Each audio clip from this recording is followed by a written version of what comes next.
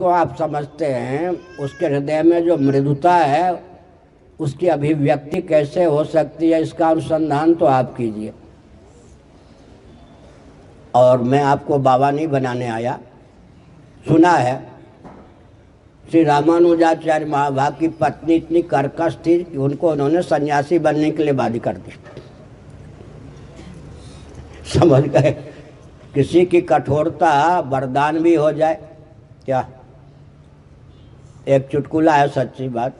एक हमारे गुरु भाई कोई गृहस्थ थे, नकली विद्यालय बनाकर अनुदान लेने के लिए आए थे। जहाँ हम लोग ठहरे थे काशी में, वहीं ठहरे थे। तो संस्कृत के पंडित प्रायः अंग्रेज़ों के शासनकाल से वो जब तक दिन में 10 व्यक्ति को मूर्ख न कह दे तब तक भोजन नहीं पड़ता। इसीलिए संस्कृत के विद्वान प्रायः सम्मान नहीं प्राप्त कर पाते। बहुत बुरी आदत। हम लोग संस्कृत के प्रति बहुत आस्थान्वित हैं। हमारे अध्ययन का विषय ही सब संस्कृत का ग्रंथ है, भाष्य सब।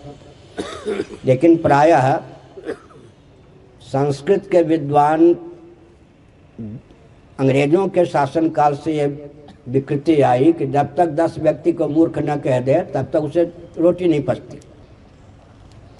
तो मैं पढ़ाता था, पूज्य गुरुदेव से तो पढ़ता ही था। तो झांके इधर उधर, हाथ क्यों जोड़ेंगे? वो गृहस्थ ठहरे, कोई पंडित अपने को मानते थे। हम ही क्या जरूर कि हाथ जोड़वावे। झांकते झांकते झांकते छिप के देखा कि हम कहीं गलत तो नहीं पढ़ा रहे हैं। शंकराचार्य पद पर हम नहीं थे, सन्यासी तो थे ही। फिर एक दिन आकर के हाथ जोड़ा, फिर कहा, महाराज मेरी पत्नी बहुत कठोर है। तो हमने कहा, आप समझाते नहीं उसे? मैं समझाता हूँ तो क्या कहती है, मेरी कठोरता से तंग आकर के स्वामी करपात्री जी महाराज जैसे गुरु के पास तुम नहीं जाते। मैं आइए आइए पतिदेव अब पाँव दबाऊँ तो कभी तुम स्वप्न में भी सत्संग करोगे? हमने कहा बहुत बढ़िया उपदेश देती है।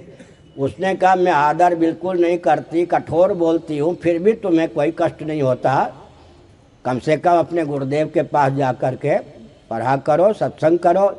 अब मैं पतिदेव आइए, स्वागत है आपका कहूँ, बढ़िया ढंग से भोजन बना दूँ, पाँव दबाऊँ तो स्वप्न में भी तुम्हें वैराग्य होगा। तो हमने कहा तो बहुत बढ़िया गुरु है आपको मिली हुई। ठीक है, और कुछ?